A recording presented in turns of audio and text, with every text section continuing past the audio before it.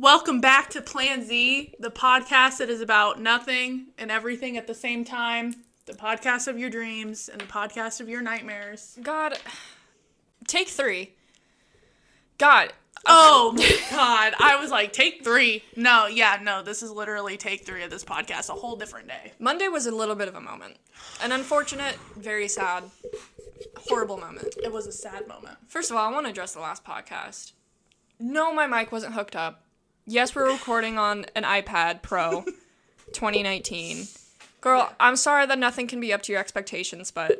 We didn't get any comments about it, and we're like, sorry that you expect more out of us. Well, girl, I'm a Virgo, so I'm like, every single problem I have is my fault.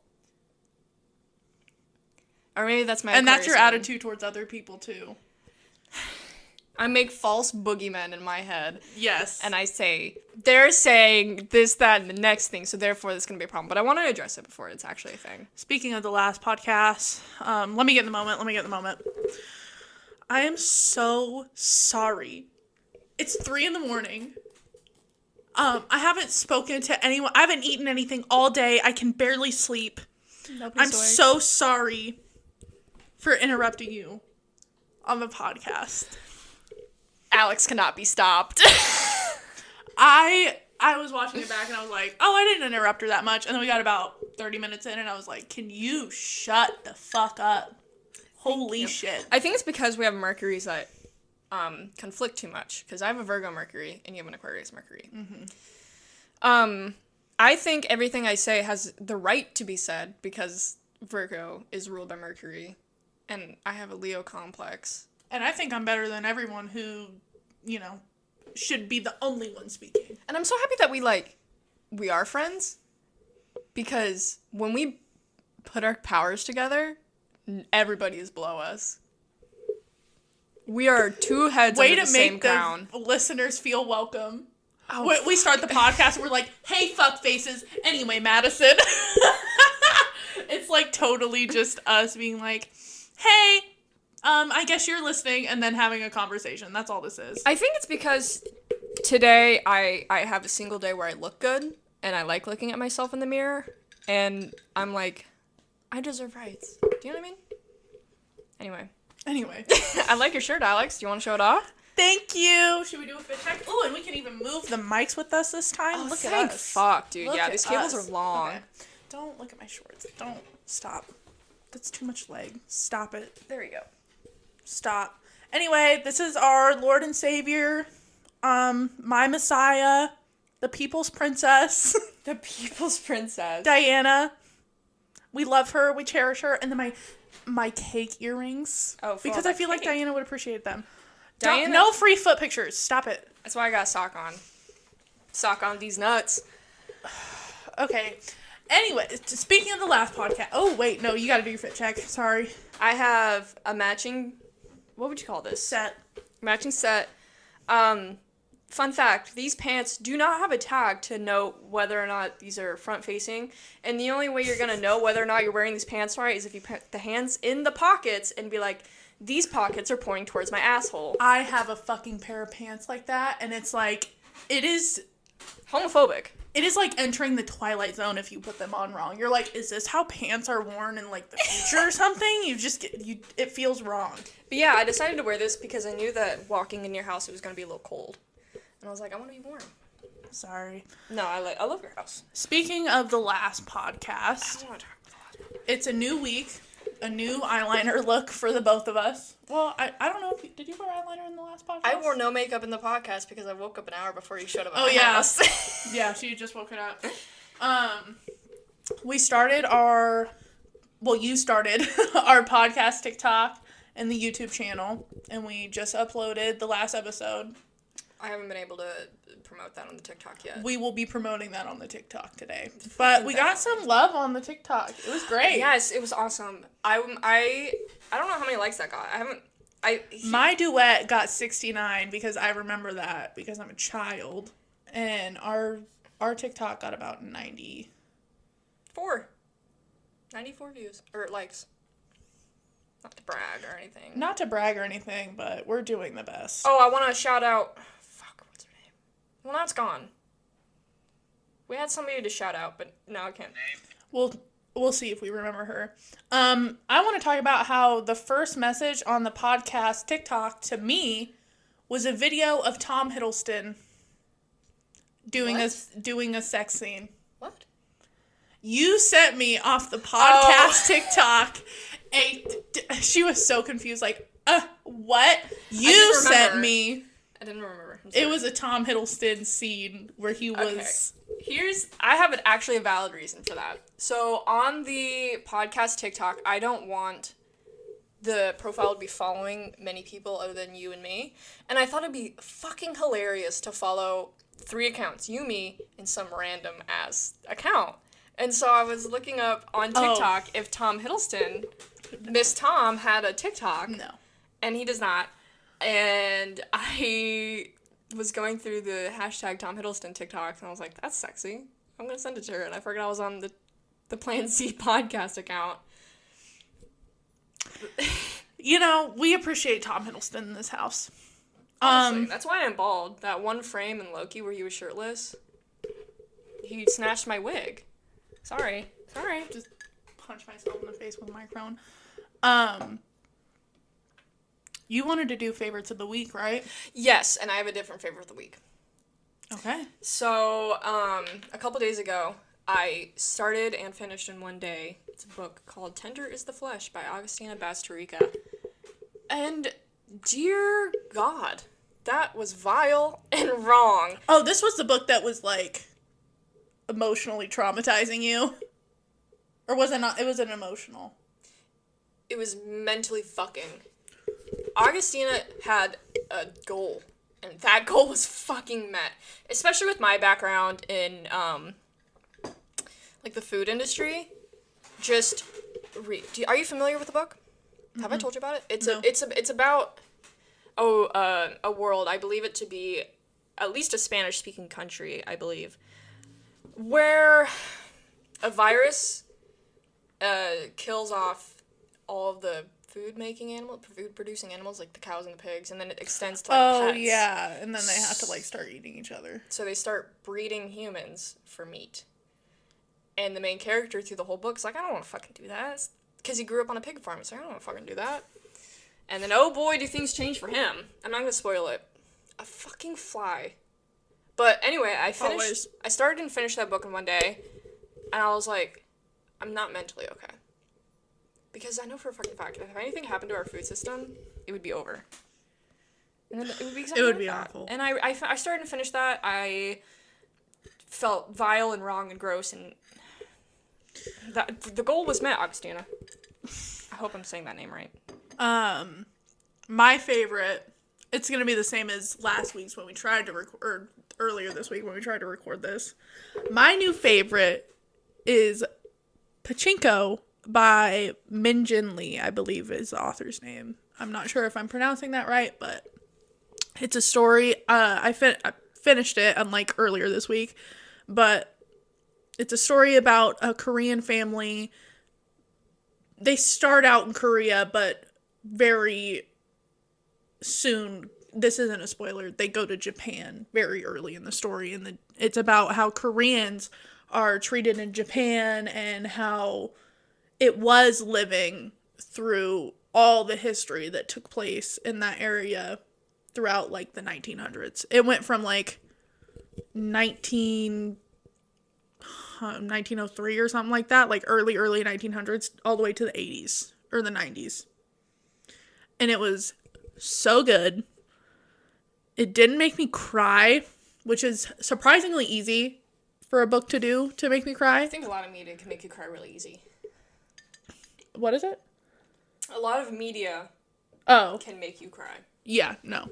A lot of media makes me cry really easily. I didn't cry at this one because she didn't honestly go into, like, super amount of, like, depth and detail in the emotions, which I appreciate because it truly was just a story of, like, overall, for me, educating on what Koreans went through and what Japanese people went through and what the culture was then. I didn't, don't read it if you're looking for, like, oh, fuck this one culture. Yeah, like, what? No, I don't read it if you're looking for reasons to hate a culture.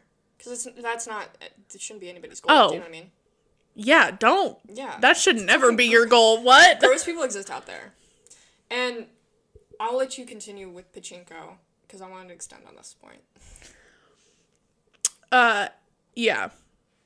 What I was saying is it's not like something that you're gonna read and it's gonna be like emotionally charging or like emotionally captivating. It's more like, here's this culture, here's specifically how this culture and this country and this government affected this one family and specifically this one woman.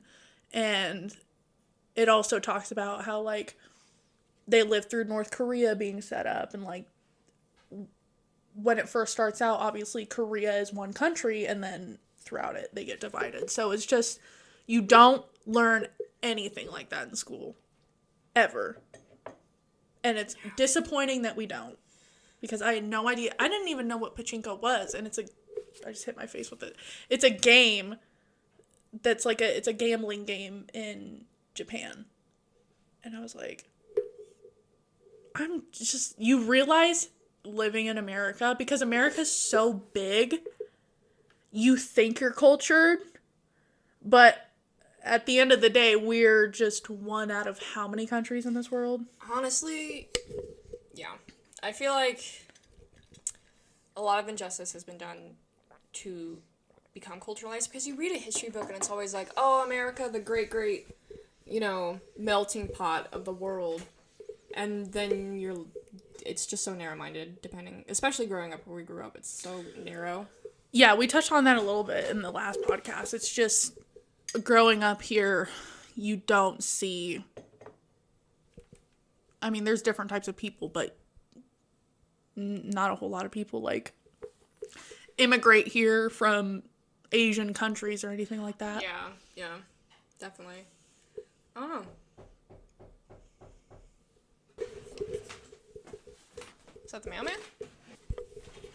Alright, since Alex is gone, I have taken both mics, and I'm gonna cut this down. Anyway, go follow Alex's TikTok at Moldy Cheese Slice, go follow my TikTok and whatever else at Dry Fingertips. Go follow Alex's Twitter at Moldy Cheese Slice. Go follow us, Plainsley Podcast, on TikTok, soon to be Twitter. I don't know. I work better when Alex is around. I hope Alex doesn't get into a fight. That would be so awkward. So somebody knocked on this door, but that's not the door that we use to come in. Anyway, I hear talking. I'm gonna check up and give you the update. So the interloper seems to be a white man, and that's disappointing. But it seemed to be a civil discussion, which is good. I told Alex when we came here that the only negative energy we were going to accept today is our negative influence on other people. Anyway, how have I been? I've been okay. I shaved my head again this past Monday. Today is, I believe, Friday. Today's Friday, baby, fuck. This past Monday, I shaved my head again in the front lawn, and it's my favorite thing ever because it just feels so freeing, and I like the hair on my scalp. I really don't know what's going on out there. I'm sorry, guys. It seems to be a civil discussion, which is something we get so rarely in this area. Pickle! Pickle! Here, let me move the chair.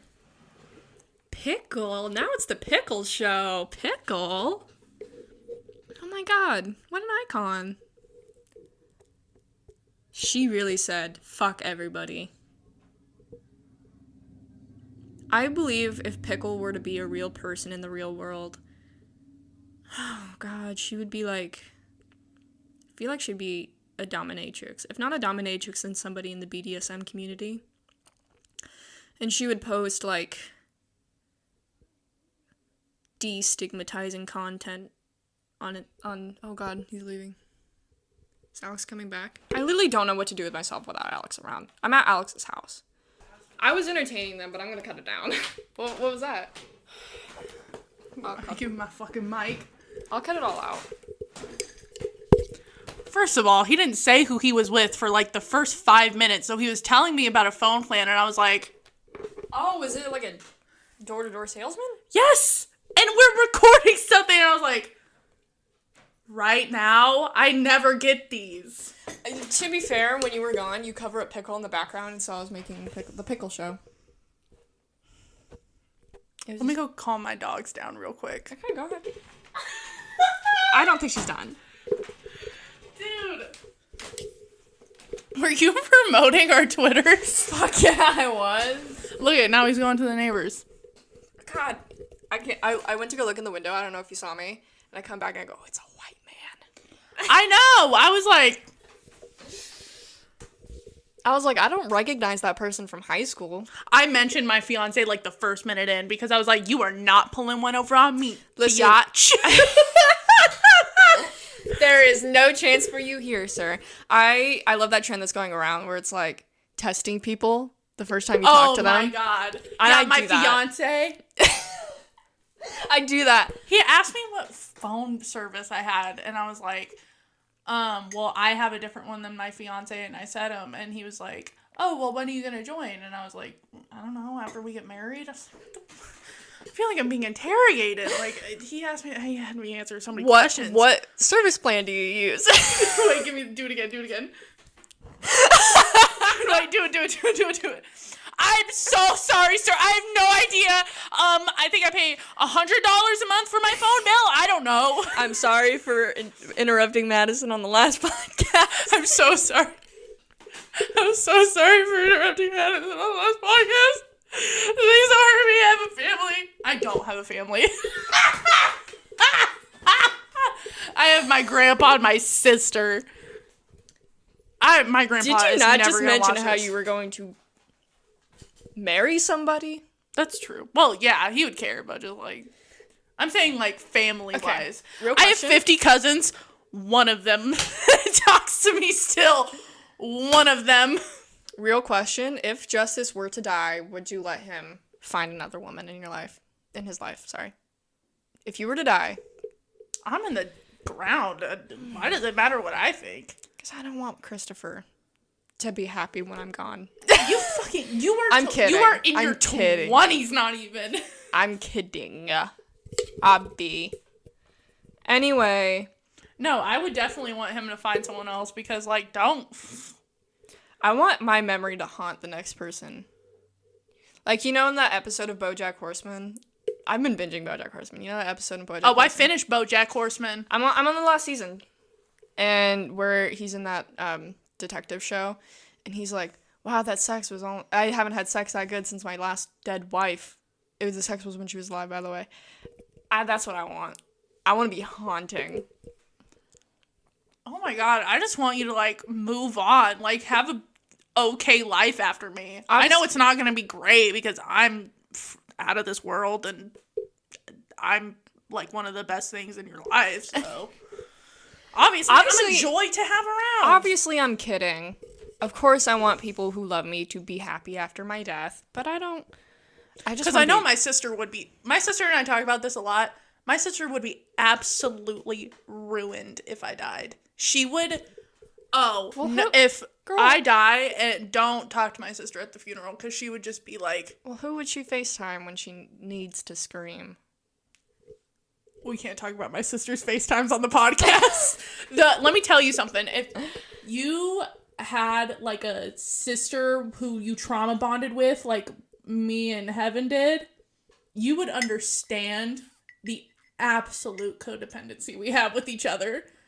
Every day we gotta talk about something. I'm very happy you have somebody to trauma bond with. It's different, because realistically, if we were not siblings, we would not be friends. Fucking speaking of, there she is, laughing at an image. Thank you, Heaven. Because I'm hilarious. I'm glad Heaven thinks you're funny. Oh, okay. Did you have a topic? Something about Quinn? Yes. Oh. Yes. I have a topic about Quinn, and I have a topic about us as people. Is Quinn going to listen to this podcast? The story starts with him listening to a podcast from 2020. April 2020. What do you mean the story starts? Well, he sends me a text, and it's from a podcast called Web Crawlers. and it's about astrology. And he goes, they put Geminis on blast because he's a Gemini. Because I'm a Gemini rising and we're insane. Yes, you are.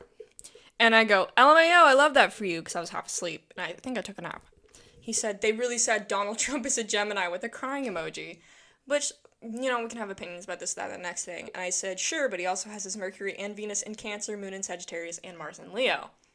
It's easy to tell that none of that is developed, so he's very emotionally manipulative, which I will say about anybody with those traits. Don't pick out a political standing out of this. Mercury and Venus and Cancer, so yeah, super emotionally manipulative. Moon in Sagittarius, so absolutely unhinged. And Mars in Leo, so he's got to make everything about himself. His passion in life is himself. That's a Mars in Leo. Listen, this can be about anybody. I don't need to put Donald Trump on blast, but I just needed Quinn to feel better about his Gemini-ness. Which, listen, yeah, being a Gemini is a mental illness. Being a Gemini is a mental illness. Holy shit. Being a Gemini moon. I love air signs. Gemini, Aquarius, Libra. Let's be real. Here's my beef with Libras. I'll get into it. By the way, we're supposed to be breaking down our charts, but my notebook is over there. Libras are fake. They are! They're so fake. They can never just tell you how they feel. I feel like a developed Libra can be a good mediator, but none of them are developed. And then when you see the true side of a Libra, you're like, oh, you're shitty just like the rest of us. Like, they act like everyone acts like Libras are so beautiful and magical. Yeah, that's because everything about them is surface level. Every Libra I have ever met has some sort of qualm with the way they are viewed by other people. 100%. And it's like, they just, everything that Libra, like, if you have major Libra placements, you're not going to tell me with a straight face that you don't absolutely care about your reputation. Oh, reputation is everything. Taylor Swift, come through. I gotta leave. I gotta go. You did not just bring her name into this. But no, No, Reputation, the Taylor Swift album. I know. It was a pun. I know. But listen, every Libra, like, I have a friend in college who fucking thrives off of other people's compliments, and I will never give her that because I love to see her fish for it. Oh, and they'll just, like, struggle so hard. They struggle so hard. Listen, so, because obviously I don't have any hair, but I came to her. Because everyone does compliment them. Oh, God. I don't want too many details. Fuck it, I'll say it to her face. You don't have to. Let me put it in a way that she won't get mad. She's gonna watch this and be like, oh, what was your true feelings? And then I'll state them again, verbatim. Yeah, and she'll get offended because that's what Libras do. Because they don't understand the concept of true feelings. So she got this new thing about her appearance. And it looks great. She looks beautiful. She's a beautiful person. But don't coming to me this way or that way for your appearance. Because look at me. I'm fucking... Like, she wants you to make her feel better about something? Mm-hmm. And listen, I love giving compliments. I will tell you look beautiful till the sun comes home. But listen, if you have never spoken to me, or you have not spoken to me in the last 16 months, and you come to me looking like, oh, I got this new dress. Okay, cool. I hope that dress burns. I hope that dress catches on fire on your body. I'm sorry if that's, like, a rude opinion, but, like, I'm not gonna give you that. I have a story that you reminded me of that we have talked about. This one girl from high school has 2 children now. 2 children. When I think she was pregnant with her first child, never talked to me in school at all. And then proceeded to ask me for a ride to somewhere that was 6 hours away. Are we still on the topic of Libras? Oh, I don't know what she is. She's a Cancer. Which doesn't surprise me. Why do I know these things about people? That doesn't surprise me, but going back to Libras, I'm just saying, people like that who can just burden you with their problems all the time when you barely talk to them. And I love my relationship with Christopher because, like, as soon as something like that happens, I'll be like... Justice and I straight up just will, like, judge So if someone comes in and they're like obnoxious, we won't say anything, but we'll just sit there and be like we're that couple, and it's so bad, and it's so off-putting to people. You know that clip of Nicki Minaj when somebody's whispering in her ear and she goes, "That's us." I just can't help it. Here's the thing. Like I said, last podcast I talked about, I don't think it's a bad thing to be lazy. Let's not act like we aren't all a little judgmental. I'm not afraid to say so. You are constantly, we're going to get a little deep here. You are constantly being put in front of, like, something that you have to perceive and judge, pretty much. Like, you're constantly being fed content and shit like that. So why wouldn't you judge the world around you? I don't think judging is a bad thing. I don't think it is either. Listen, if you're on TikTok and you are whining that you're not getting any likes, I'm not afraid to judge you and tell you that you're just not funny. Yeah, because I've had some TikToks where I wanted to complain and be like, because it's weird. It'll get a bunch of likes and then TikTok will just stop promoting it. And that's where I'm like, so I reach 150 likes on this video and just people do not need to see it anymore.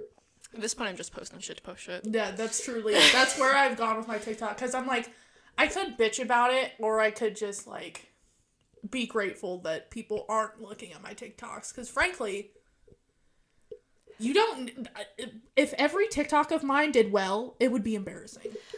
Honestly, because then you can't make a fucking joke-ass TikTok. Mm-hmm. Whatever. Do you want to get into our birth charts? Yes, I was going to say something, but I fucking forgot. Libras? No. Oh, judging.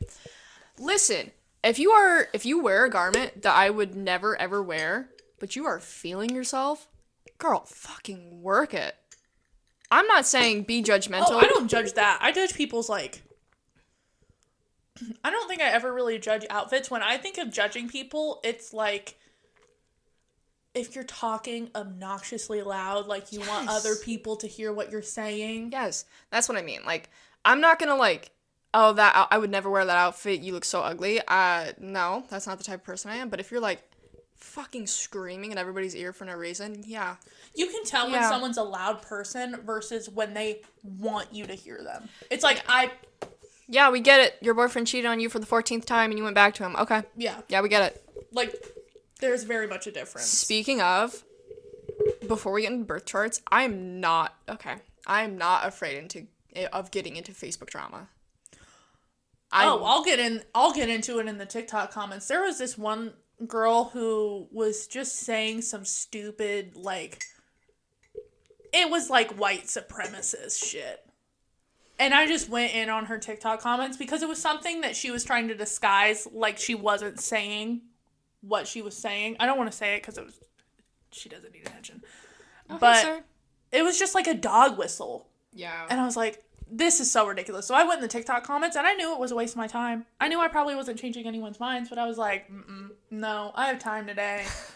So I went in and here's my thinking. If one person sees that and sees my thread where I'm fully breaking down how her thinking and her ideology is harmful and they change their minds, listen, good use of my time. I'm not afraid. Like, you know that girl you were talking about that asked you for a ride out of nowhere?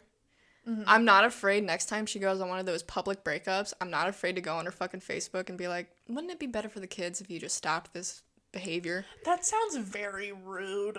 But I want to preface for our viewers, this woman is truly one of the most irresponsible adults I've ever met in my life, and her kids should not be being put through what they're being put through. And I'll say this, that's for like all of those types of parents who buck off their responsibilities, because this is how my mother was. I'll speak on this. They'd fuck off their responsibilities and then expect everyone else to help them, and they would make it everybody else's problem. That's what I'm saying. Like, if it were just like... At the end of the day, it is your responsibility and your fault if your kid is not being provided for, and you're not, like... Obviously, if you're trying your hardest, I don't want to make it seem like I'm judging you if you are struggling.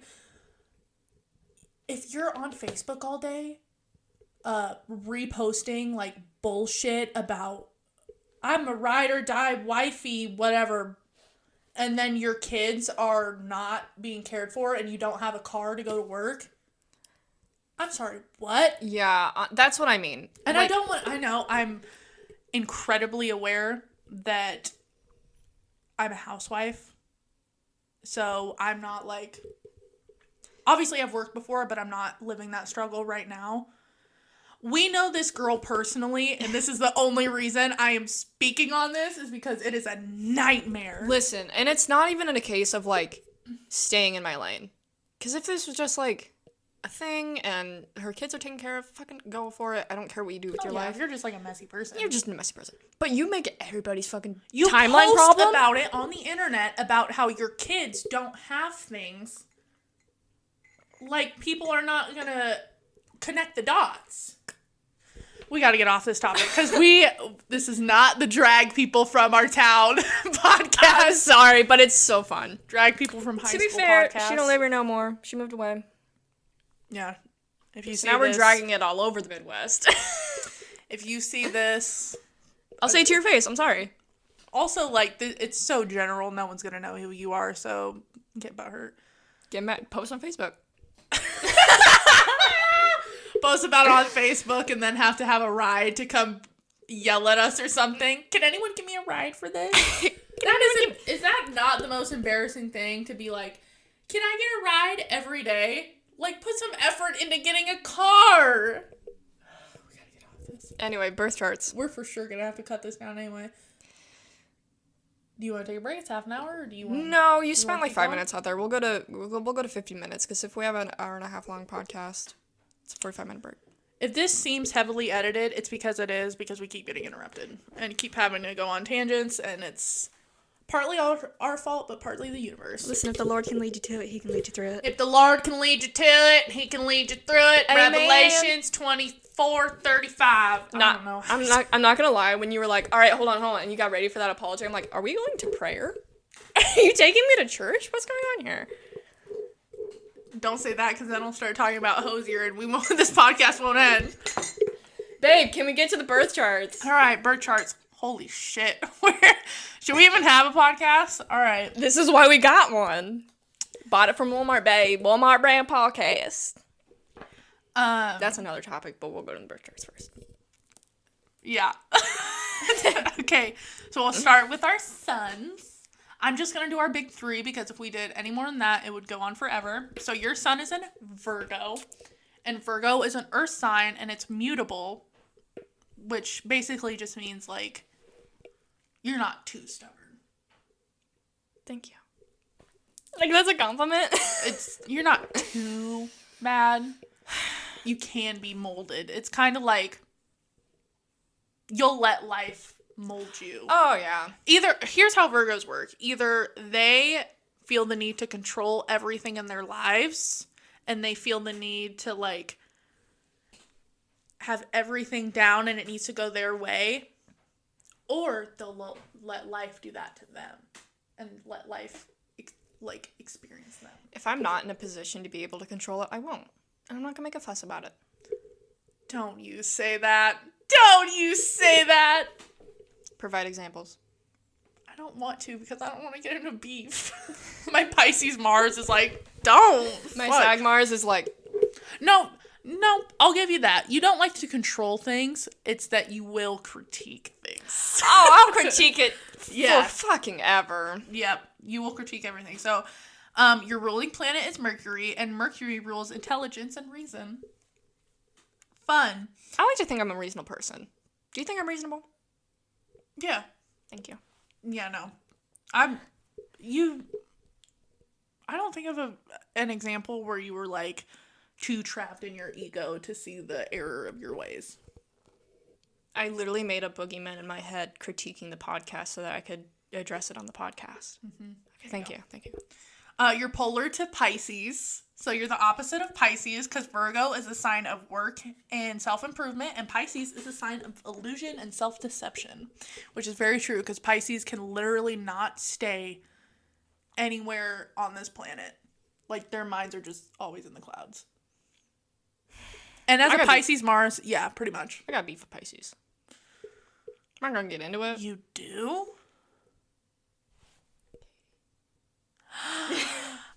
We're gonna have to bleep that if the Yeah. mic picked it up. Yeah. Oh, yeah. Yeah. Mm-hmm. So Pisces usually will be delusional about their own behavior. I like to entertain a Pisces every once in a while. Yeah, you have to be very empathetic if you're gonna have a Pisces as a friend. Girl, I've got 2 friends with Pisces moons. So Virgos often are mistaken, like Virgo suns are mistaken for having like it all together and, being just the adult of the zodiac. It's not that. It's that you will keep your dysfunction inside at all times. And don't come into my room unplanned. No, don't come to a Virgo's room without warning them because it's not going to be clean and organized. Fuck no. It's my list. Okay. Every other place that I have is orderly and detailed and down to a timetable. But my room where I nest, bitch. What's the dragon from Hobbit? Lord of the Rings? I have no idea. I'm gonna call him Sauron. Listen, that is my goddamn abode. And if I cannot nest there, I will not live there. The thing about Virgos is that they'll exhaust themselves with things that other people could help them with. But they're too embarrassed of their own dysfunction because they have to feel like they're better than everyone else to just ask for some fucking help. That's why I don't invite people to my house. I don't want them to see my room. I've offered to help you clean your room so many times. It's clean. Like, no, it's clean today, actually. No, you FaceTime me like every once in a while and you're like, we're doing a deep clean. I cleaned it today. I had a lot of Red Bull cans everywhere. Because every morning I wake up, go to Casey's, get a Red Bull for me, Red Bull for Dad. We go home. And that accumulated over my room being littered with Red Bull cans. Another thing about Virgos, they always feel the need to justify their time, who they're dating, who they're friends with. Like, you have to fit into a Virgo's life and be making them into a better person or, like, making them feel good because a Virgo will immediately, like, judge the use of their time. And if it's a loss, you're getting cut from the team. Virgos see everything as either a profit or a loss. Thoughts? Yeah, because I think a lot of obviously different people have different definitions for what it is a profit and a loss. And I'm like, is me sitting in my room cross-stitching for 14 hours a day a profit? And you know what? I enjoyed my time. Fucking clearly it's a profit. Yeah, and that's a good headspace for Virgos to have, because if you get trapped up in the, like, culture that we have where it's like you always have to be working, you always have to be doing something, you can't just do something because it's fun or because you're enjoying your time. Mm-hmm. It's good to have that. As if you just had a good time, then your time is justified. Any good time is a good time, and you don't have to justify it. Another thing about you, because you have such fantastic memories, you can guess human motivations so easily. You can guess why someone did something like 95% accurate. That's not true. That is very, very true. Because you'll call me out on something and the thing is I'm not going to argue my intention because you know my intention. You knew it. You knew it. I enjoy that because I just love it because I was once out with a friend and there was this couple that kept eyeing him and he was like, what's going on? What is this? I'm like, they want a threesome. They just want a threesome. Oh, your radar is good, bitch. Yeah, look me in the eye and tell me that I'm wrong. And you know what? Fucking later, went to the bar. They wanted a threesome. Mm-hmm. Sorry, mm-hmm. Get you a fucking Virgo. It's always like, why did this girl that we haven't spoken to in 7 months Snapchat me? I'm like, oh, she just broke up with her boyfriend. I did that the other day. Because, like, I went on Snapchat and there's this girl, I don't really like her. And she was, like, posted up on her story and had some girl bossing quote. You know this is going on the internet where they could see this, right? Yes.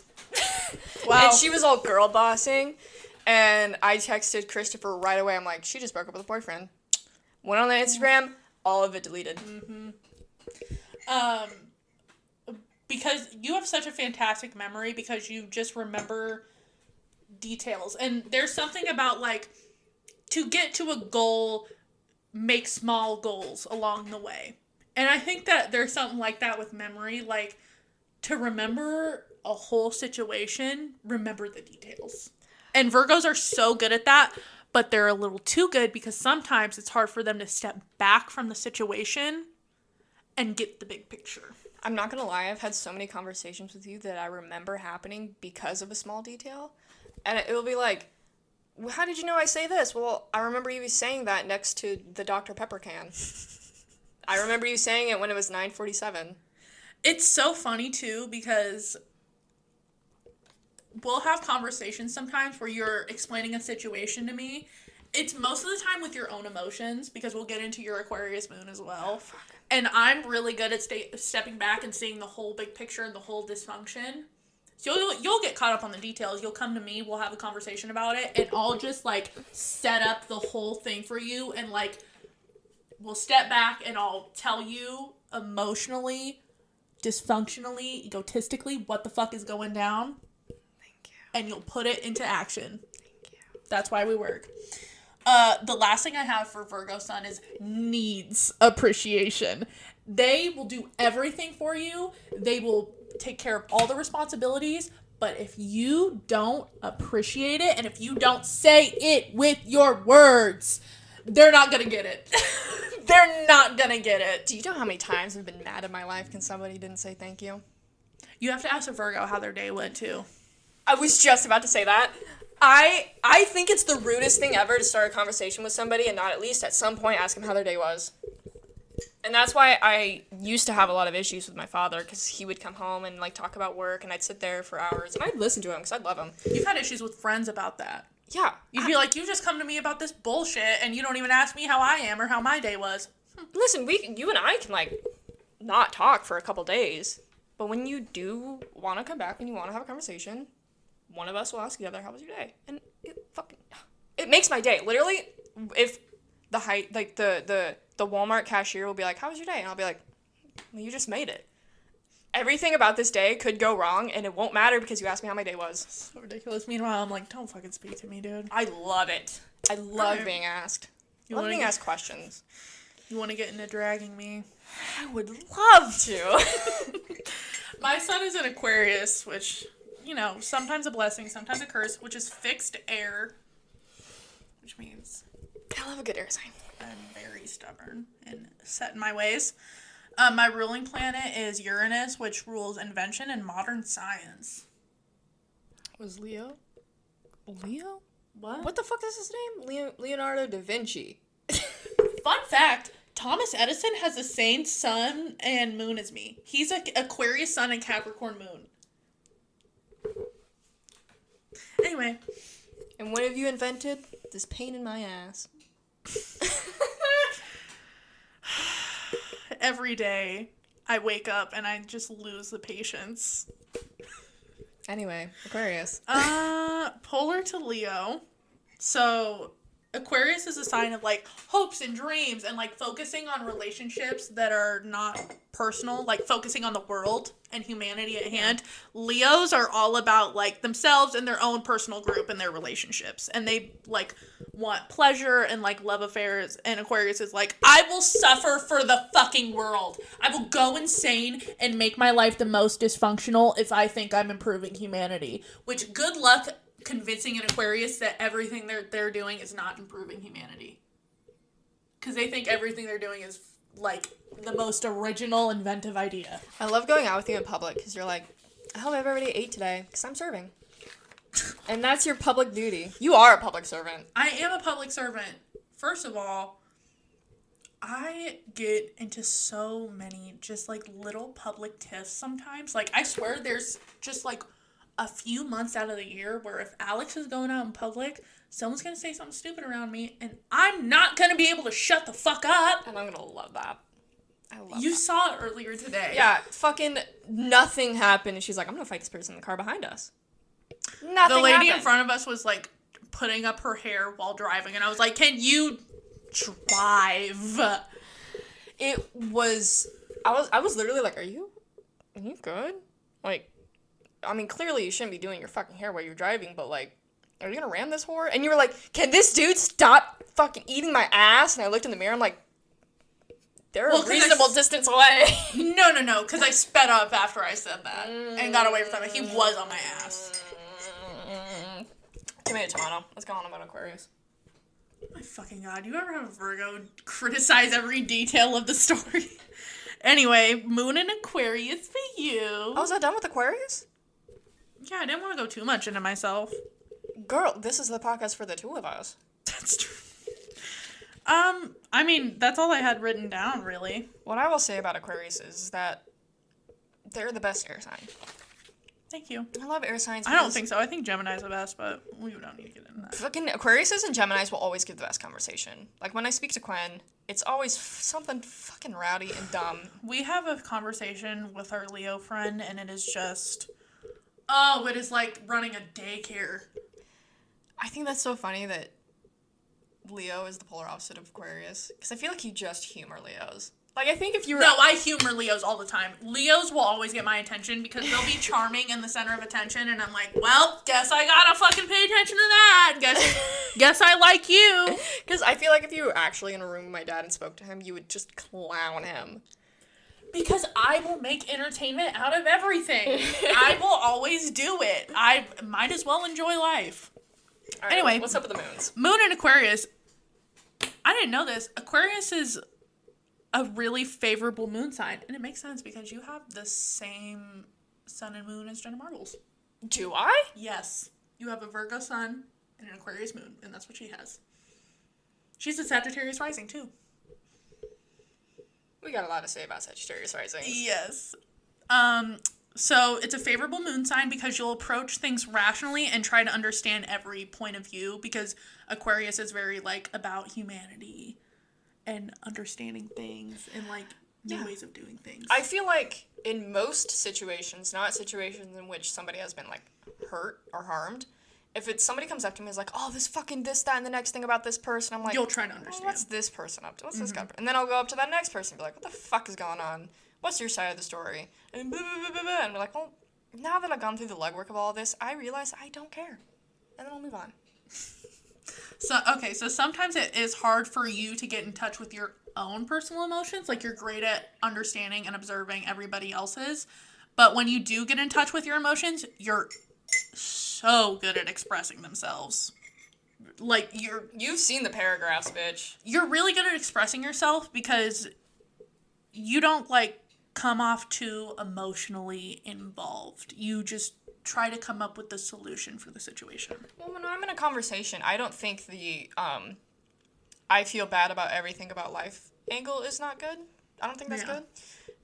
If you have an issue, I would like the logic, and then we'll go into why you feel this way. I used to do the thing of, and I'm not sure, I don't know if there's a Capricorn moon thing or what, but I used to do the thing of, okay, so we disagreed, so I'm going to cut you off, burn the bridge, and never speak to you again. I think that's your whole big But thing. that was taught to me by my father. Shout out to you if you're Shouts. watching this. If you're Shouts, watching bro. this. Shouts on the podcast. If my father watches this, why don't you call me? Why would you be watching this? Like, why don't you speak to me? We haven't spoken in 4 years. Literally, I took a shower today, and I realized that the bathroom door was open because I was home alone. The door was unlocked, and then I let my mind wander, and I was like, what if my grandpa showed up? And then I was like, what would I say to him? Oh, first thing, why haven't you called my father in literally 20-something years? Literally, if just letting you know, like, Dad, if you're watching this and you have a problem with anything I say on here about you, you're gonna have to suck it up. You're gonna have to suck it up because I didn't go through all this bullshit just to not use it. Joshua. Biblical. My grandfather was a pastor. I forgot about that. I forgot about all of your religious trauma. He's still alive. My grandma's the one that's dead. God. Anyway, Fucked up family. Moon in Aquarius. I'm so glad that we can laugh about trauma, by the way. You gotta. Sometimes you can have very mixed feelings in a relationship and can go between total romance and feeling detached. What the fuck? Now, what the fuck is going on here in this day? What the fuck did you write down about me? What the fuck did you do that for? But you value independence, and partners must understand that. literally, when I first started dating Christopher, I was like, listen, I will let you do whatever you want, and you can be your own person, have your own hobbies, whatever you want. But if you don't tell me I'm the most gorgeous human being on the face of this earth But if you every don't- single day. But if you don't return that sentiment and let me be a fucking person, this relationship will end. Good luck, babe. Good luck. You're gonna need it. Okay, moon in Capricorn, the moon, it's emotionally stable. Like, it's not, my emotions aren't everywhere, but am I always gonna be able to access those emotions? No. Nope. I have to, like, guess what I'm feeling. I'm like, oh, I feel bad, but, like, am I sad? Am I mad? You're like am I throwing hurt? marbles and whatever hits the floor first. Literally, is your I emotion. have an emotion. This is the thing that has helped me so much. It's an emotion wheel. It's like a picture of... Oh, or like it'll get more and more descriptive as it comes in. I'll bring it up on my phone. Yeah, I have to use that sometimes because I'm like, I don't understand like what I'm feeling right now, and it gets very overwhelming for me, and I just feel like I'm being like kept a secret of my actual feelings. You know, this is what it looks like favorite for viewing listeners. My favorite thing about that wheel is that it was created for descriptive writing, for literature. It was not. It was not. Don't tell me that. I'm using it as an emotional coping method. Here's the thing about Capricorn moons. They will find emotional stability in things that really don't need it. You gonna drink your water? I'm trying not to drink it all right now because I don't want to have to pee in the middle of the podcast. But anyway, lunar calves have to overcome themselves to be happy and often express emotions very formally. Let me read that again. Okay, well.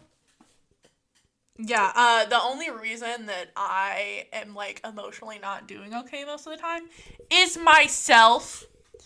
I would agree. And I don't say that in a mean way. I agree. I feel like a lot of the times when you're being snippy, and I don't mean in that way because I get snippy a lot, when I'm getting the vibe on the phone where you're just not in a good mood, I'd be like, well, she'll figure it out. Yeah, I'm just like, I just need a minute, and I'm like a toddler who needs a juice box and a nap. And then when you get those things, you're like nothing happened. I'm really happy that you don't use my bad moods against me, and I don't want everyone. I hope I don't put. And I'll apologize. Your bad moods against you. The thing about Moon and Capricorn, a desire to learn and put it to use. So, like, any knowledge that I have, I have to use it in some way. Stupidest shit. I'm sorry. What is that supposed to mean? Examples? The astrology book. We're using that now! Well, I'm glad that we used your useless knowledge to use. No, give me another example. What's a stupid thing that I learned? I just thought of 5 as soon as I said that, and I'm just waiting for one of them. A useless thing? I don't want to put you on blast, but you did read. I don't remember what it was. You read some fucking book. I don't remember what it was. I really don't remember what it was. Was it like a sad book or what? No, I don't remember. But I remember you telling me about it. I'm like, this is not going to help you. I really don't remember what it was. There's a lot of books like that. Oh, I read the Iliad and the Odyssey for fun. Okay, we're not going to dig on the Iliad and the Odyssey because I got you that for Christmas. No, but I read it for fun. Who does that? I was like 21 and is like, you know what I'm going to do to have a good time? Not go make new friends, not go like do any of the things my generation is doing. I'm going to read the fucking translation of the Iliad and the Odyssey for a goof and a gaff. It was a good Christmas present. It was a great Christmas present. I'm not complaining. I loved it, but I know some people out there are probably going to judge me for it. Sometimes determination can turn into obsessions, and if it fails, depression. If I start something and then I inevitably like get too obsessed with it and too hyper focused on it, and then when I quit, I'm just like, I'm a failure. I'm a piece of shit. I should never start anything ever again. I'm not going to abridge on that. You want to... Trust issues. Which can cause feelings of loneliness and insecurity. Okay. Now that we're bringing this up, I want you to know. I'm gonna fucking speak with my chest, and I want this on recording, which will be posted on the internet. I consider you one of the closest people in my life. And I'm not saying... Why are you looking like that for? I'm scared. What the fuck are you gonna say? Listen, you have moments where you think that I'm against you in some way. Like, I don't... Yeah. Yeah. Everything about you, I love. And I'm gonna be honest about that. There's not a thing about you where I'm like, if that was gone, it'd be a better Alex. I love you as you are. And I'm really... Because I'm like that with other people, and it's toxic. I'm like, you would be better if you didn't do any of this. Well, babe. It's awful. It's awful. And I know I shouldn't do it. That's why I don't tell people how to improve themselves, you know? Just keep it in your head. But honestly, like, you're my best friend, and I think that this trust issue's fucking apart on your little Capricorn moon paper. It's kind of calling you out. But look... Tries to make up for it in loyalty, bitch. And I often, I expect the amount of loyalty I have for other people to be translated to me. You know when Trisha Paytas would, not give Ethan the energy he wanted back when he would get in beefs with someone? That's how I feel like with everyone else. Like, I feel like I'm Trisha, and I'm like, no one understands me. No one's loyal to me, and no one loves me as much as I love them. That's not fucking true. Girl, everybody in my college town knows who you are. And that is... What? Yes. Because I'm always like, oh, my best friend Alex from home. I'm scared because this is the first year that I'm going to be going up to your college. And I'm scared to meet some of your college friends. Because I'm not in college. I'm not educated. I'm just a fucking Midwest bumpkin who knows you from high school. That's how I feel every time I go to college campus. They all know. I'm gonna go in there acting like the most confident person ever, but just know it's all a lie. It's all a lie. It's my Gemini rising. Speaking of, you want to get into my favorite part of your chart?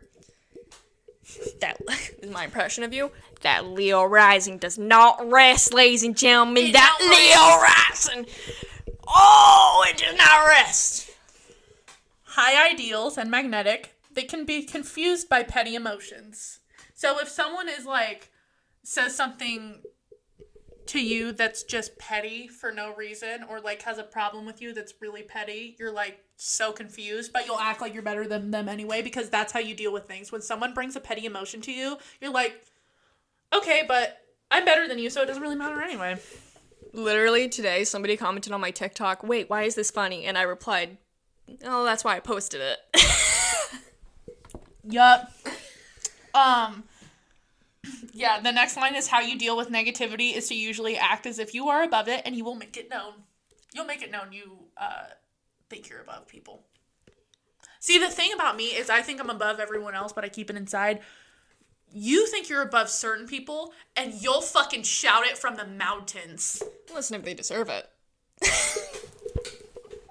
You're going to look at me and you're going to tell me that this is not the most Leo rising thing you have ever witnessed in your life. They deserve it. Like you're fucking judge, jury, and executioner. Listen, this Leo rising was not at all developed in high school. Oh, no, it wasn't. No, you were it was very not. insecure in high school. Yeah. We all were.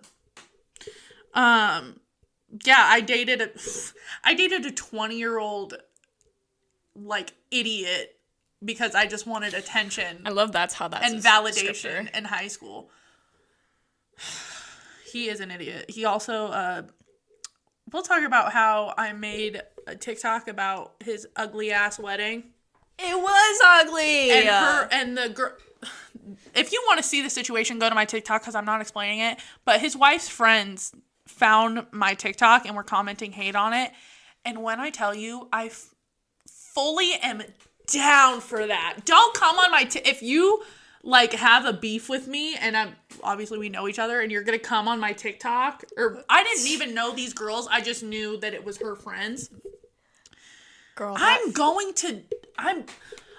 roast people in my head all the time for my own entertainment. You don't want this. Girl, that FaceTime was so fucking funny. I think I was gagging because of how fucking funny it was. Oh, when they were commenting on my TikTok? Yes. They commented 30 times, and every time I would just, Under different threads, too. Like, if you're gonna comment, keep it in one thread so that we can laugh at it in fucking chronological order. Because these are, like, the judgy, like, better than you fucking... How do I want to say this? Kind of preppy girls, like, white girl autumn type. Live, laugh, love. Yeah, they're those types from high school. And listen, she's the one who fucked me over as a friend. Oh, yeah. So I'm allowed to speak on it as much as I want. You can get as mad as you want. And then one of them said that their boyfriend said I wasn't much to look at. Why would your boyfriend tell you that I'm hot? Why would your boyfriend tell you that he finds another woman attractive? Obviously, he's going to say that I'm fucking not much to look at. Also, that's like the least hurtful comment, though. He looks like a goldfish anyway. Like, I care what your opinion is about me. Girl, you were desperate. My TikTok got 500,000 views, and you think I'm upset because you saw it? I wanted you to see it. That's why I put things on the internet. I wanted you to see it because it did well, and everyone else in those comments agreed with me. So to know that my ex-boyfriend, who was a total piece of shit, who dated a 16-year-old... I think it's just democracy at its work. Because you said... He was 20 and dating me, who was 16. I'm that age. I didn't understand it when I was younger, but I'm that age now. He turned 21 while we were together. Why the fuck would, what? Like, it's just creepy. Yeah. But like I said, it was a democratic issue. You had an issue, you took it to the public, and you let the public decide, and the public decided it was an ugly wedding. And I didn't even show their faces or say their names. Oh, you took every length to hide it, too. And sorry, the TikTok did well, and you had to see it. Also, if you're gonna hate me on TikTok, do not put your real name in the fucking username. Yeah, don't. Because the thing is, the first comment she left, I didn't understand that it was one of my ex-boyfriend's wife's friend. Then the second one, I was like, oh, she knows me. And then another friend came in, and I just started, roasting them. All my, liked replies to them were getting likes. And I was like, and none of theirs were getting likes, but people were, I could tell people were watching me, go through these comments. Yeah, it was great. I was like, I'm having a great time. You're just embarrassing yourself. It was so funny. Anyway, moving on. So my Leo rising. You can be a showman, but not always for the attention, but to be the best. If you think you're going to be good at something, you'll do it. Not because you want the attention from it. I just want people to laugh. Mm-hmm. That's truly why we started this podcast, because we think we're funny. Well, I'm having a goofy gaff. Hard worker and can be wounded if you are not shown that others notice that. If you do extra things and people don't appreciate it, you're like, I worked my fingers to the bone. Yeah, at my workplace, we had, if you do a certain amount of good work, they will send you an email with, we noticed you did great work, here's a gold star or whatever. And I got 3 of those in one semester of working. And I guess the cutoff date was a month before the semester ended. And I worked my ass to the bone, and I was told I was going to get another gold star, and I never got that email. And when I got my little fucking employee review meeting, and they were like, we gave you 3. I'm like, I'm supposed to have 4. And nobody fucking gave me that email. I was pissed. My life revolves around gold stars. Oh my god. That's a Leo rising in one sentence right there. All right. Last part, my little Gemini rising. I like your Gemini rising. I think it's funny. It makes me walk and talk fast for no reason. I just do everything like I'm running out of time. Aren't we all? Always on the go and rarely satisfied, constantly fearing that they are not living to their potential and that there is something else that can fulfill them. And you may not know this because I keep this all in my head, but it is constant where I'm like, am I doing what I should be doing? Am I doing the best I could be doing? Am I making the best use of my time that I could be doing right now? Girl. It's all the time in my head. Okay, here's the thing. If your Gemini rising overpowers everything else that you've got going on, and you decide to pack up and leave this town and let everyone think you go missing, at least give me a call. Oh yeah. Okay, thank you. I'd tell you. I'd let you worry for a day because I want to know that you care about me, but then I'd tell you. Fucking emotionally manipulative. Pisces Mars. But yeah, if cops came to my door and they were like, this girl's missing, do you know anything about her? I'd be like, I've never seen that woman in my life, officer. They're gonna be like, you had a whole podcast with her. You had Oh, I'd cover for you. I'd fully know that you were in New Orleans, and I'd be like, I'd be in Forks, Washington, like in the woods, totally delusional about what I'm doing. I would ask you if you were on drugs or you were having a lapse in your mental health, but if everything falls in line, I'd let you do whatever. There you go. Very good at handling people and being clear on what they mean. Yeah. I feel like your version of handling people is a fist fight. That's because here's the thing. If we talk about me fighting a lot, it's because I had a really rough childhood. I think you're a vigilante. I'm fucking not, Madison. Don't say that. It's embarrassing. It's embarrassing. Stupid. You're my vigilante hero. That Leo rising does not rest, ladies and gentlemen. No, but I just grew up very rough with who my mother was specifically. My dad was kind of rough, but not as much. Yeah, I've been in fights and it's not fun. And I don't like fighting. But somehow I always go there. I'm like, so they want to fight me. That's what it's like having a traumatic childhood. Someone will have a disagreement with you and you're like, they want to fight me. They're going to punch me in the face. I need to be ready. I need you to know this. When we have disagreements, I never want to fucking fight you. Well, not you, because I know you would never want to fight me. But I feel like the way that life is, something is going to happen and we're going to have a disagreement. Please, want this on tape, I never want to get in a fight with you. Do you see the fear in my eyes? I know you will crack my ass in half if I don't run away fast enough. I don't want to fight people. It's so embarrassing fighting. Like, that shit's so embarrassing. Well, you win too fast. It's not a show. That's not what happens at all. You are embarrassed because your fucking pants are, like, hanging off your ass and shit. It's embarrassing. 100K likes and Alex will fight Bryce Hall. I would fight Bryce Hall. Can deal with people/relationships as a chess game to analyze instead of equals. Like I said, I think I'm better than everyone else and I can fix your life, but somehow can't figure out my own. A bit egotistical with a natural sense for drama. All right, you ready to take a break? Yeah, let's take a break. A little break. We'll be back. Welcome back. Where we cannot stay on a topic. I'm sorry. We gotta take about 10 different tangents. No, it's my fault. Equally my fault.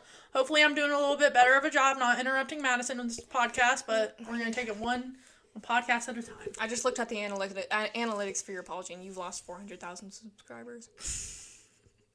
It's a historic record. I feel like I'm always hearing that now. It's a historic record for this cancellation. Podcast topics. My apology for interrupting Madison. Don't look at this. I'm not looking at it. My topic is I am very, very thankful for the fact that this is not a relationship in which I have any fear that you are going to be a snake and steal my boyfriend. Yeah. Oh shit. Oh god, alright. Because I was ingesting media, three sources of media at the same time, and all of them at least had one plot point where it was like, my boyfriend fucked my best friend. I don't want to let you know. Justice walks in the room. You better stab him in the hand. Yeah, honestly. I see him as a brother, honestly. And not, yeah. And not like step bro. No, like... He's, like, dorky like a brother to you. And dorky and not in a cute way. Yeah, no. And I was thinking about it the other day. I'm like, I would rather cut my hand off before going anywhere near Justice. Like, being in a room alone. Yeah, I would never. No. Chris, I don't even think we could have a conversation. Just us two. Like, it wouldn't work. You let him sleep at your house. We don't talk when he comes here and sleeps. He just, like, goes in that room and just, like, we don't talk. Like, he leaves me a note. Like, we're nice to each other and everything. Oh, yeah. I love Chris, but, like, he's very much your boyfriend. He's not my friend. Like, he stays here because I like you and he's cool. I love that. Okay. One of our topics needs to be our name and our logo. So we came up with the name Plan Z because we're Generation Z. And honestly, our whole thing was when Frenemies ended, it just kind of felt like, oh, fuck, we just have like all this time now. Like, what are we going to do on Tuesdays? Time to make our own podcast, so it's a last plan. It's Plan Z. Yeah. But we have noticed there was a few other, like 2 other podcasts. They're not, the reason we went ahead with the name too, we already had recorded the first episode and used that name. But all the other podcasts that we saw with the name Plan Z aren't around anymore and haven't been around for a few years. If we get an email that's like, change the name, obviously we're going to change the name. It took a lot of brain power to think of this. We had to put 2 halves of our brains together. And so much that we don't understand grammar now. We used all our brain power, so now we don't, no grammar, no English. Smooth brain. And our logo, I did our logo through PixArt, but your editing, we just uploaded the first episode and the editing on the TikTok as well. Round of applause. Take a bow. Stand up, Madison. Take a bow. Thank you. Yeah. Wave to the crowd. Encore. A kick. Oh, yes! Okay. That's how you know I'm athletic and not flexible. So, yeah, we just wanted to make sure that, like, I understand other shows have had this name before. If they continued, I would 100% not use this name. But they were all, like, done in 2018. So I was like, okay, I guess no one's using this now. We'll fill the void. Yeah. Did you have any more topics, or am I allowed to I'm going to look into my notes. Because I have one Simone Biles is my new Captain America. Is this just, like, your thoughts that I can't keep in my head? Well, I had to fill in the blank noise. The fact that Alex will never be a homewrecker in my life. Yeah. I wanted to talk about the Harry Styles tour drama that happened. So let's break down the story. I'm not at all familiar with this. Fans were mad because he was vacationing in Italy days before tour was supposed to start and didn't update them on the tour. And they got an email from Ticketmaster originally telling them that tour dates were rescheduled and that some were canceled and that they added more and stuff and that the European dates are that he wasn't going to be able to tour outside of America yet. Here's my thing. Harry Styles is the artist. He has a whole management team and PR team that takes care of this stuff to do with his tour. Why would you expect that he's going to drop everything himself when he has a whole team that is going to let you know when tour is happening? I get being worried about it. He's an artist. This is his work. This is his job. This is his business. They got mad at him because he was touring in Italy, or vacationing in Italy. And tour was about to start. In America? Yes. Or tour was in a few days or whatever, or a few weeks.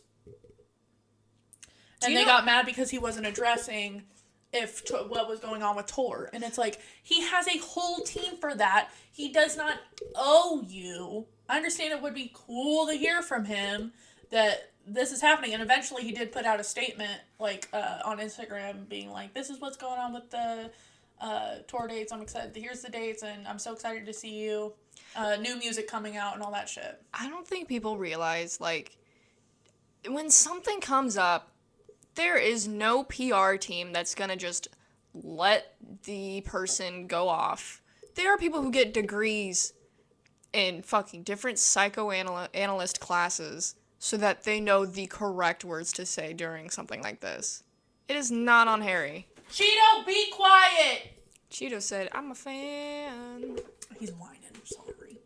He's in his crate with a Kong toy. He's not dying. He just needs to cut the dramatics for a second. God, he pretends like he's never seen me before when I come here. Yeah. I Back to Harry Styles. They also, on that topic, his fans sometimes, and I'm a Harry Styles fan too, are so out of their minds. Why would you leak Olivia Wilde's, like, nude videos of her masturbating? They leaked it. And, like... Why? Is there something going on with Olivia Wilde? He's dating her. That's it. Harry Styles is with Olivia Wilde. So some fucking Harry Styles fan hacked into her shit and, like, obviously I didn't see the video because I don't want to fucking see that. That's revenge porn. But it was all over Twitter being like, Olivia Wilde's nudes were leaked. And it was like, do you not understand that Harry Styles is never going to date you? I was just about to say that. There is no fucking way in this world. It would be fucked if he dated you because it would be a total power play. Oh, yes. He would be a horrible person if he dated a super fan of his because that's total, like, uneven power levels.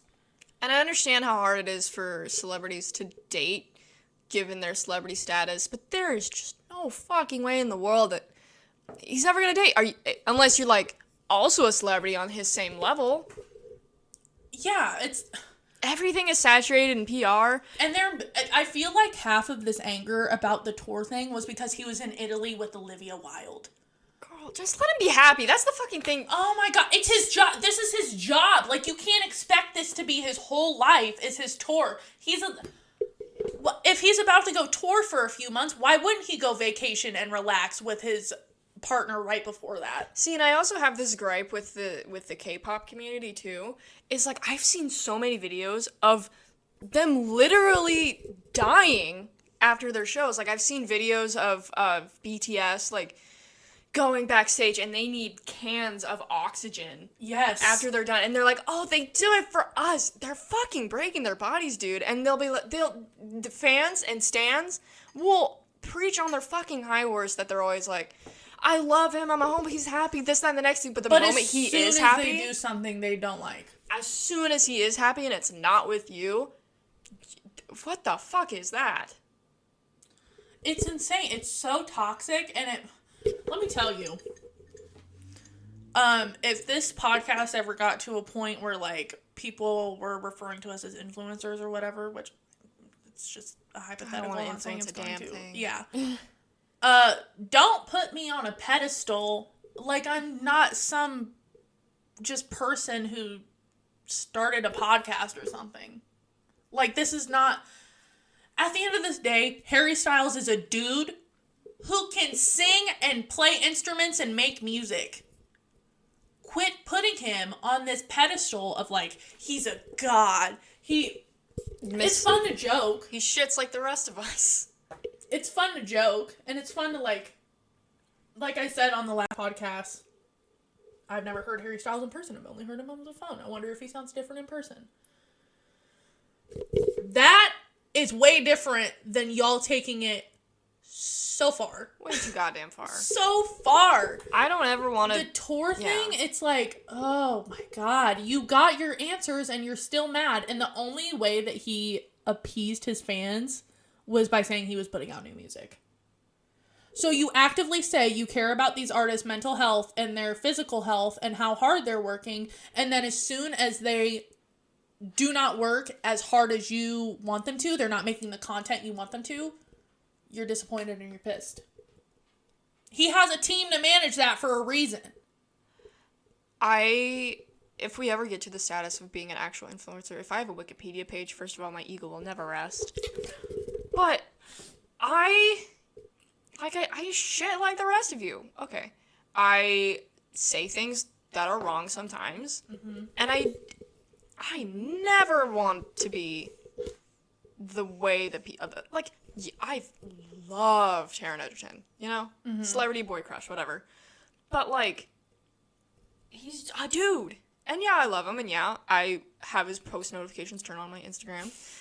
But he's the same as the rest of us. He can act, and he's got a sexy accent. And for some people listening to this, I'm sure it's going to be like, well, duh, no one's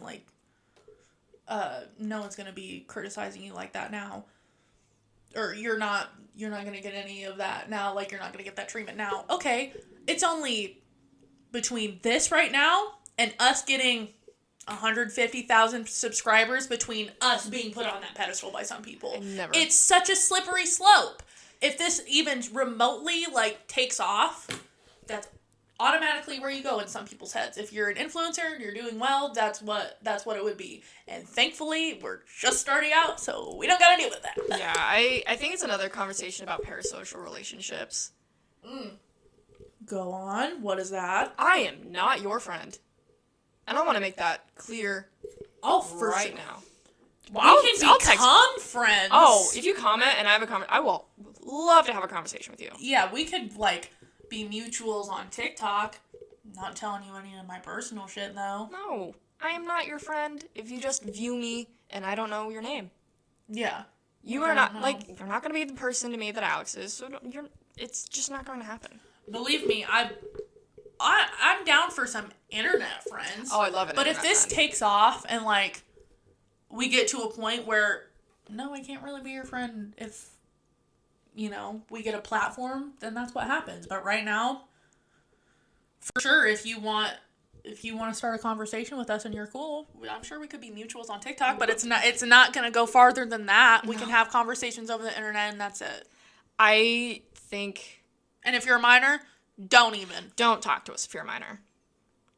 I will not entertain that idea. Fun story. I have a fun story. I was selling feet pictures online anonymously because, you know, just need a little extra cash. They weren't like sexual or anything. It was literally pictures of my feet. And this kid messages me and he says, I'm 17, but I just want to know if I could buy it, like, any from you. And I was like, no. Mm-mm.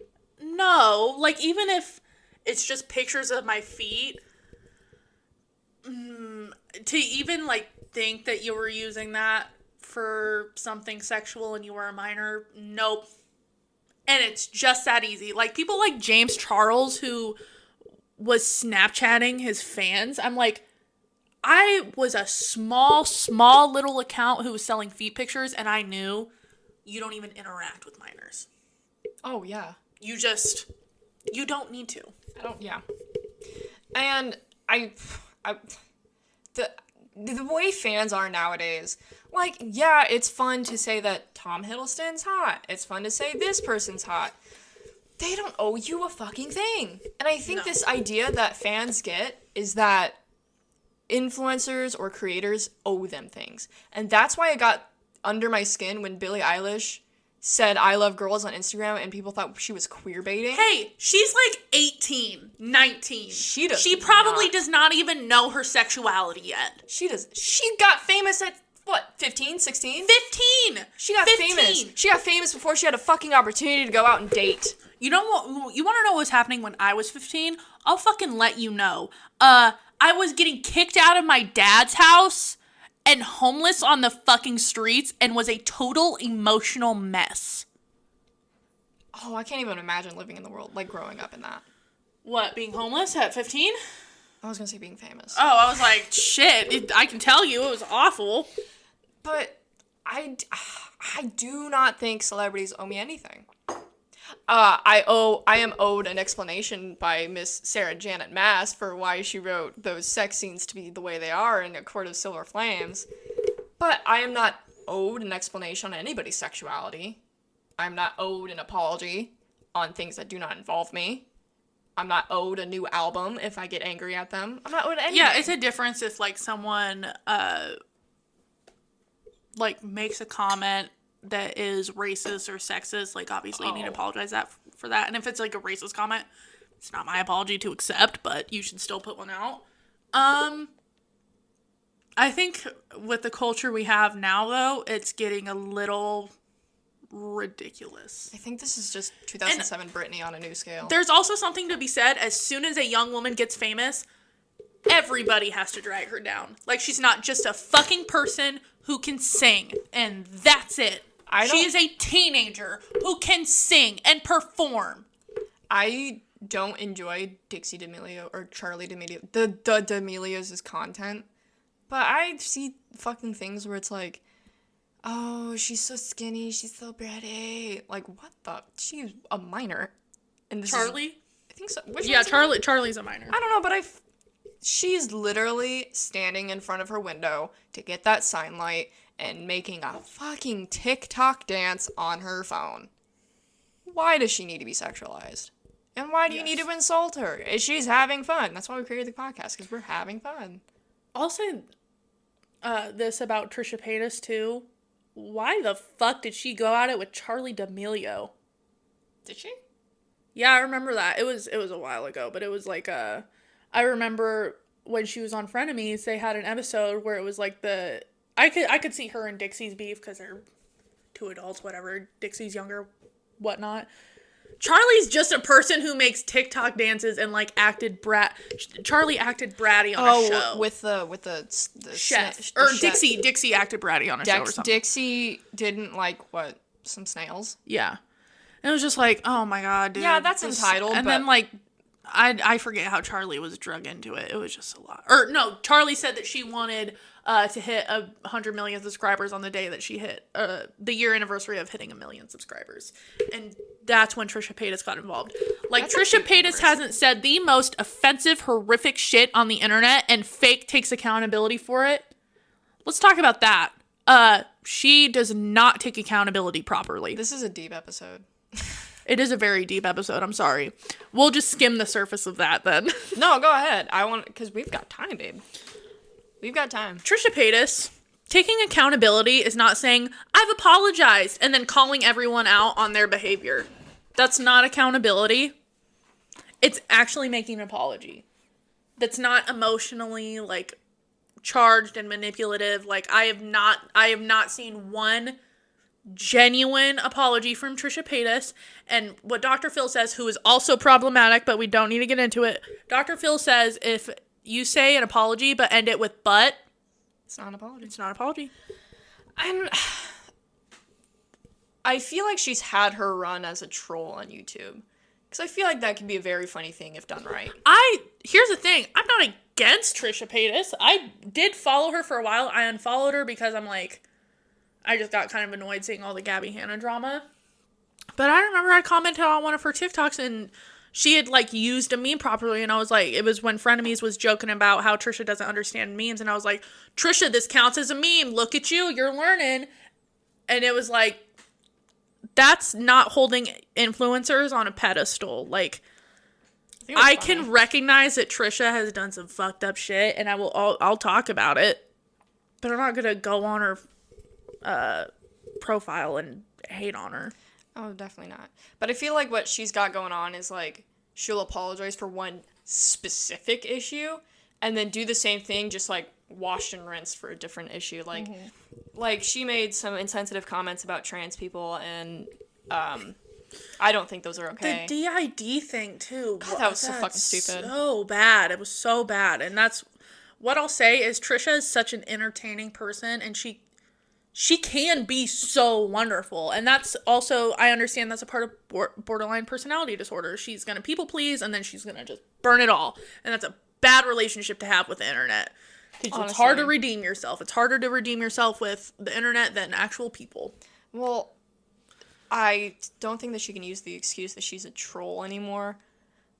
Because I feel like that's what she keeps fucking doing. Because she said those things about the trans community, and she's like, oh, I'm sorry, I was on meth when I was taking it or whatever.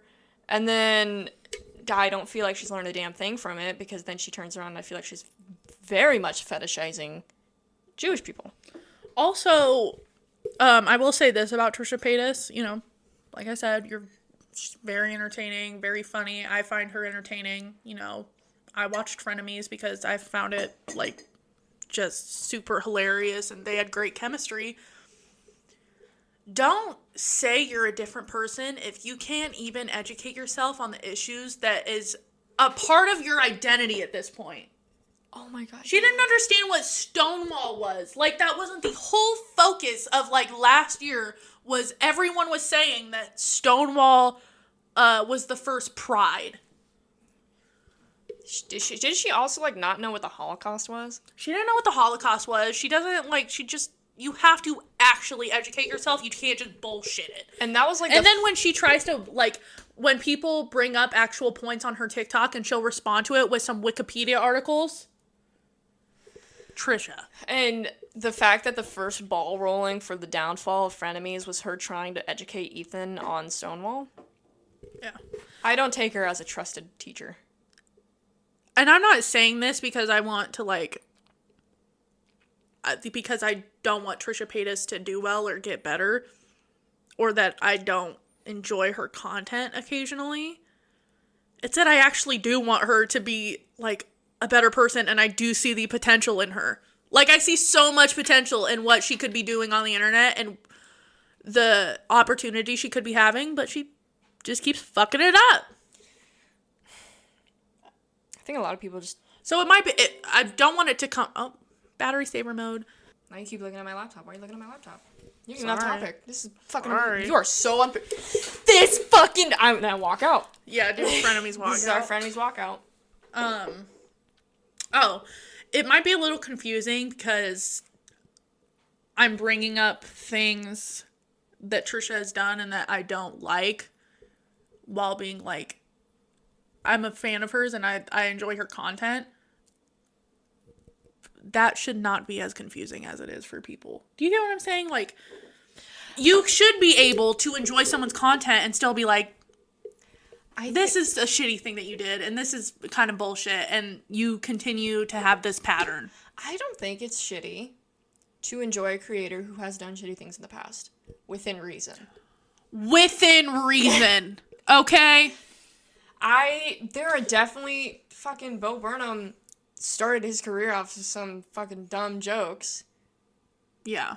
I can look past it. And it's hard to enjoy Trisha's content sometimes, because you're like... I just wish you would take actual accountability and, you know, actually change. But we have to have patience. I think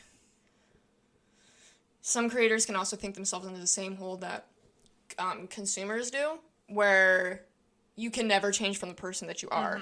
Consumers see the change in people, and if that doesn't match up with the way that things are going in the creator sphere, then they're just gonna get left behind. So, like for Gabby Hanna, she'll be like, I apologize, but she doesn't change, because being this terrible person is what got her views back in the day. Yes. And it's what's now getting her views, even though she's not getting very much support on the internet.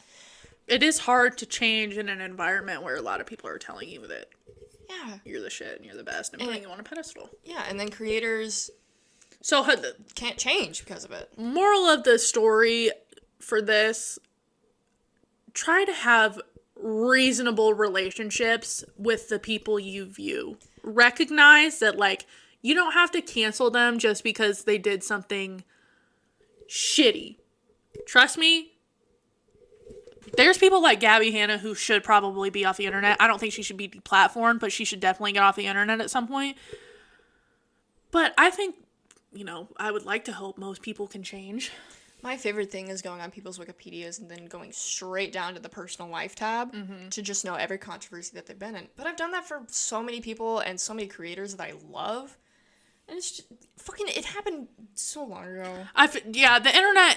I feel like the internet makes everything so black and white, and it's, while there is a lot of problematic people that have gotten shamed off the internet, Shane Dawson,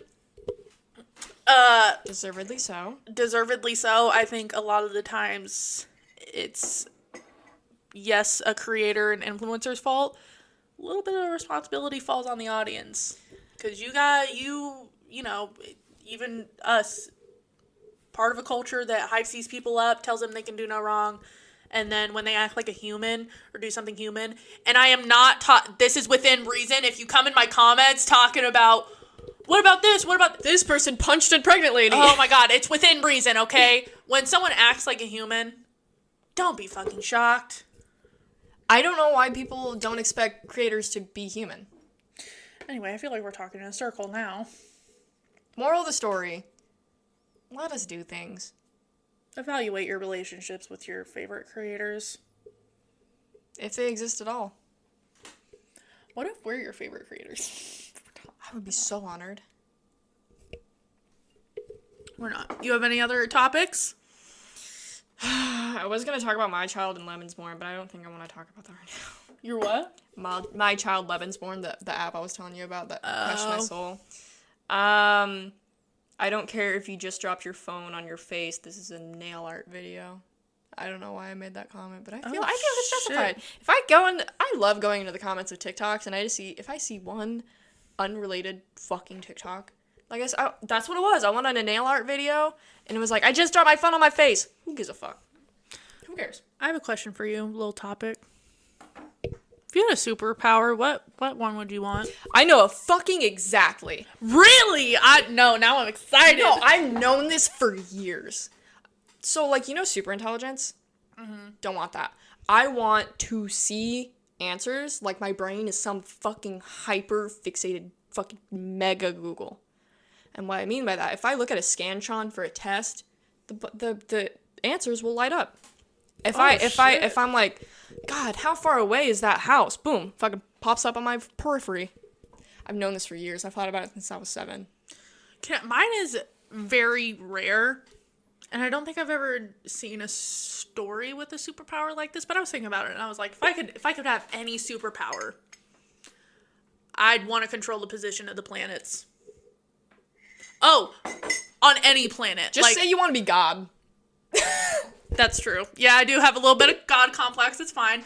But, like, I would 1,000% control the positions of a planet. Oh, you want to fuck around with me? Oh, you want to fuck around on this planet? I can bring the moon in so close and flood the shit out of this bitch. I will bring the sun and burn this to the ground. I don't think you realize just how far away that is. Just how far away the moon is. No, I do realize, and that's why I want that superpower, because it would be awesome. No, are you fucking kidding? What would fucking happen is you'd be like, oh, you want to fuck with me? I'll fuck with the tides. And you'll wait for the moon, you wait for it, and it's still coming, babe. No, that's not how a superpower works. I want it to be like, oh.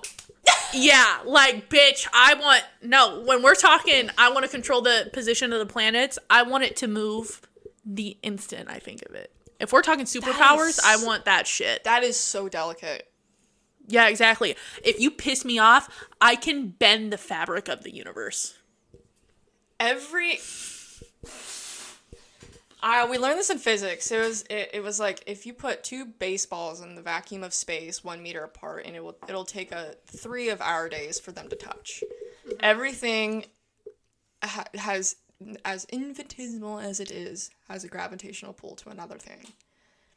I'm so scared that you're gonna just one day move Uranus and it's gonna fuck everything up here on Earth. Listen, even a step farther than that. If I could create planets, I don't think you understand how fucked this would be. Oh, exactly. I tweeted the other day, I want an absolutely unhinged female character. And I kind of got it with Ninth House. But I just want a female character who is just as, like, madness-driven as, like, the Joker or something. Like, I just want an absolutely crazy fucking bitch who is just like, I will burn everything down for the fun of it. I was gonna say, I am enjoying the Cruel Prince series right now. And she's a flawed character.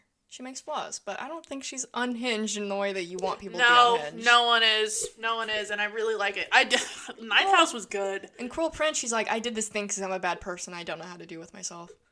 No, Ninth House, this girl, this isn't a spoiler, but in one part, she's given something that, like, causes her immense pain, and the person that's giving it to her, it feels like when you drink this stuff, you're on fire or something, and the girl that's giving it to her, as she's putting it in her mouth, she's like, why are you smiling? And the girl's like, because now I have the proof that I need to fucking kill these people. And I'm like, yes! I just love fucking stories like that. Like, this girl is drinking literal fire pretty much. And her friend's like, why are you smiling?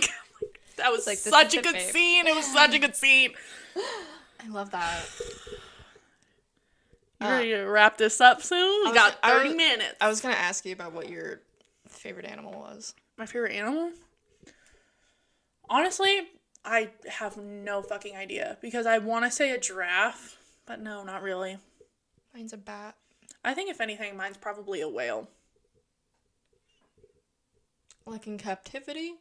No. Here, I'm here to get you canceled. No. Do you like Here's the whales in thing. captivity? Here's Alex the thing, likes I whales want- in captivity. She's pro SeaWorld. I wanted to be a whale trainer when I was younger, and then I found out SeaWorld is, like, horrifying and basically had all my dreams crushed. So I was like, fuck it, I'll be a housewife. That's a fucking leap. Oh, shit. Yeah, if I can't be a whale trainer, fuck this shit, I'll be a housewife. Girl, I love our extremes because I wanted to be a vet when I was a kid, and look at me now. Not quite there. Not gonna get there. But we're close enough. You can't be a whale trainer? I give up on the world. I might as well be a mob boss or some shit. I might as well be a hitman. Let me tell you something. No. I so desperately wish I had family in the mafia. Because even if my family all hated me, imagine the main character syndrome of escaping the mafia. Just saying. But no, my family's just regular garbage. Not sophisticated garbage. Organized trash. What? Like, it's so surprising. I just think it's funny how you want to be sophisticated trash. I do, because at the end of the day, I'm not gonna pretend that I'm anything different than how I was raised, you know? Like, I am white trash. I did grow up in the Midwest. My mom was a drug addict. Maybe still is. Who fucking knows? My mom is like an enigma. She comes around occasionally. My dad. Joshua! And I know, I know if they saw this, it would just be garbage. We gotta wrap this up soon. We gotta wrap this up. But my favorite animal is a bat. My favorite animal is a whale. Because Suzanne Collins wrote a book series called Gregor the Overlander, and on the fourth... Suzanne Collins of Hunger Games fame. Yes, ma'am. She wrote a middle grade book series called Gregor the Overlander, and in my toughest time in my youth, I read that book series. My computer's dying, that's why we're rushing this. In this world series, the people in the underworld could ride bats that were the size of cars, and on the fourth book cover was the main female lead riding a bat, and I thought it was the dopest shit ever. Anyways, thank you for watching. Thanks for watching. We appreciate it. Episode 2, third time's the charm. Bye. Bye!